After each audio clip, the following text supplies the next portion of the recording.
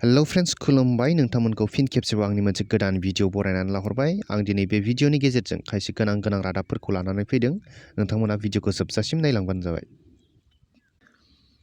लकसभानि बिसायख'थिया खाथि सम सफैनाय लोगो लोगो बिटिआरनि राजखान्थि हान्जाफोराव सोद्रोमा थांलाय फैलाय जानायखौ बे साननैसोआव गोबां नुनो मोन्दों थिग बेबादियैनो मैया मिरु बनसुनि लेङाइ आफादगिरि अशोक कुमार ब्रह्म लोगो गाहाय नेहाथारि बिमल बसुमतारी चिरां जिल्ला बनसुनि आफादगिरि इन्द्रजित कुमार ब्रह्म सोद्रोमा दैथुन नार्जारी बिथांमोना बनसु आफादखौ नागारनानै इउपिपिएल दोलोआव बिटिआरनि गाहाय मावफुं सोद्रोमा प्रमद बर'नि खाथियाव जइन जाहैनायखौ नुनो मोनो क'क्राझार जिल्ला बिसमुरि आउटपस्टनि सिङाव थानाय 4 नं गारलाबारि गामिनि रायजो राजाफोरा गावबा गाव नखरनिफ्राय रां खांलायनानै गामिनि लामाखौ मोजां खालामनानै लादों सिगाङाव बिपिएफ दोलोआ सरकार दालांबाय दा इउपिपिएल दोलोआ सरकाराव दं नाथाय दिनैसिम बे गामिखौ नायसनाखै गामियाव बेराम आजार जायोब्ला मेडिकेलाव लांनो फरायसाफोरा फरायसालिमायाव थांनो गोबां जेंनायाव गोग्लैयो बेनिखायनो गामियाव मेल जनानै नखरसेयाव 5,000 राङै खांना ट्रेक्टर जेसिबि भारा लानानै गामिनि गासै हौवा हिन्जाव ज' ओंखारलायना जोंनि गामिनि लामाखौ बानायनानै लाबाय दा जाय जोंनि लामाखौ बानायनानै होगोन एबा जोंखौ नायसनगोन बै पार्टिजोंनो जों थागोन आरो भट होगोन होननानै दुखुजों 4 नं गारलाबारि गामिनि रायजो राजाया खौरांगिरिनि सिगाङाव फोरमायो आसामनि बारग' मन्थ्रि थामहिनबा बिपिएफ दोलोनि सासे गोख्रों दैदेनगिरि चन्दन ब्रह्मआ गावजों लोगोसे सा 3,000सो हेफाजाबगिरिफोरखौ लानानै इउपिपिएल दोलोआव हाबसिगोन होनना जेरावबो गोसारबाय थानाय समावनो तामुलपुर जिल्ला इउपिपिएलआ गोजोन आरो खौसेथिखौ बरायनानै मटरसाइकेल रेलि खालामनायाव एमएलए जलेन दैमारिया बाहागो लानायाव खौरांगिरिफोरनि सिगाङाव बुङोदि बारग' मन्थ्रि चन्दन ब्रह्मआ इउपिपिएल दोलोआव हाबफैनाय उनावनो बिपिएफनि गोबां दैदेनगिरिफोरा इउपिपिएल दोलोआव हाबफैबावगोन बेखौ बिथा खालामनानैनो जमदुवार एमसिएलए बियाबाव जानाय सुबुं थुबुरमा मेलाव इउपिपिएलनि गाहाय नेहाथारि राजु नार्जारिया खौरांगिरिफोरजों मोगा-मोगियाव बिपिएफ दोलोनि गासैबो हाबफैजोबसिगोन इलेक्सन जोबनायनि उनावनो बिपिएफ दोलोआ लरग' थरग' जाजोबसिगोन आरो जोबथियाव बिगुमैजों बिबोनांजोंल' थासिगोन होननानै बुंथियो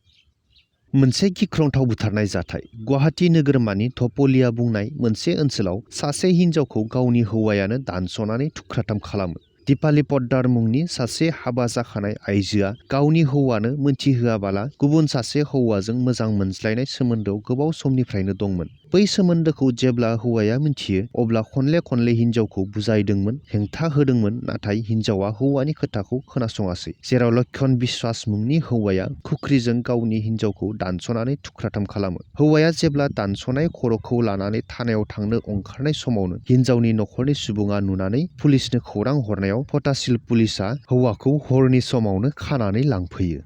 बिटिआरनि एग्रिकालसारनि इएम थामहिनबा जिएसपि दोलोनि एमसिएलए घनश्याम दासखौ इएम मासिनिफ्राय बोखारबाय लकसभा बिसायख'थिया जेसेबांनो खाथि सम सफैदों एसेबांनो मोनफ्रोमबो राजखान्थि हान्जाया गावबा गाव दोलोनि बिजाथिखौ देरहाहोनो थाखाय बायदिसिना खान्थिजों नाजालायगासिनो थिग बेबादियैनो बिटिआरआव सरकार सामलायबाय थानाय इउपिपिएल बिजेपि आरो जिएसपि दोलोआबो जथायै जयन्त बसुमतारीखौ 1 नं क'क्राझार बियाबाव बिजाथि दैखांबाय नाथाय जिएसपि दोलोनि दैदेनगिरिफोरा गावसोरखौनो एलायन्सआव गैयै बायदि आखु दिन्थिनानै गोबांथार बाथ्रा बुंनायखौ लानानै बिटिआर सरकारनिफ्राय जिएसपि दोलोखौ क्लियारिफिकेसन होनो होसेयावबो जेबो बुङैनि थाखाय जिएसपि दोलोनिफ्राय इएम बिबान मोननाय घनश्याम दासखौ बोख्लायनो गोनां जाबाय आरो बेखौ आसामनि गभर्नर बिथाङाबो गनायथि होबाय होननानै बिटिआरनि चिफ प्रमद बर' बिथाङा बुंथिदों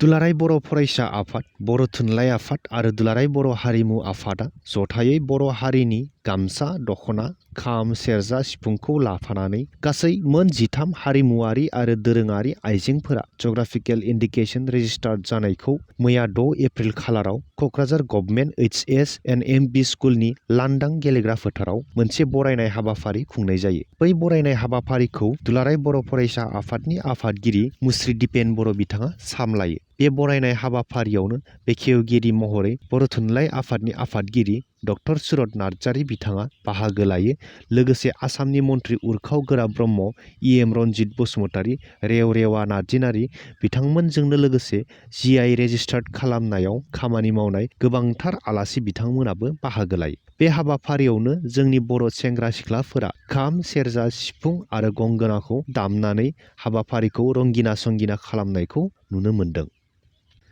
जिस्निथि बिसान इन्डियान प्रिमियार लिगनि 19थि मेचआ रयेल चेलेन्जार्स बेंगालर आरो राजस्थान रयेल्सनि गेजेराव जानानै थाङो। बे मेचआव बेंगालरा गिबि बेट हमनानै 20 अभाराव 3 उइकेट हगार हरनानै 183 रान खालामो। बेखौ होसोनानै राजस्थान रयेल्सआ 19.1 अभारावनो 4 उइकेट खोमानानै 189 रान बानायनानै बेंगालरखौ 6 उइकेटआव फेजेननो हायो। बे मेचआव बेंगालरनि जानानै बिराट क'हलीआ 22 बल गेलेनानै 113 आरो राजस्थान रयेल्सनि जानानै जस बाटलारआ 58 बल गेलेनानै 100 रान बानायनो हायो। बे मेचआव जस बाटलारआ प्लेयार अफ द मेच बान्थाखौ मोननो हायो। फ्रेन्ड्स, दिनैनि बे भिडिअखौ आं बेखिनियावनो फोजोबथ'नो होननानै सानबाय। नोंथाङा जुदि आंनि भिडिअखौ नायनानै मोजां मोनदोंब्ला अन्नानै लाइक खालाम, शेयार खालाम, लोगोसेनो चेनेलखौ साबस्क्राइब खालामाखैब्ला अन्नानै नोंथाङा चेनेलखौ साबस्क्राइब खालामनानै हो। गोजोन्थों।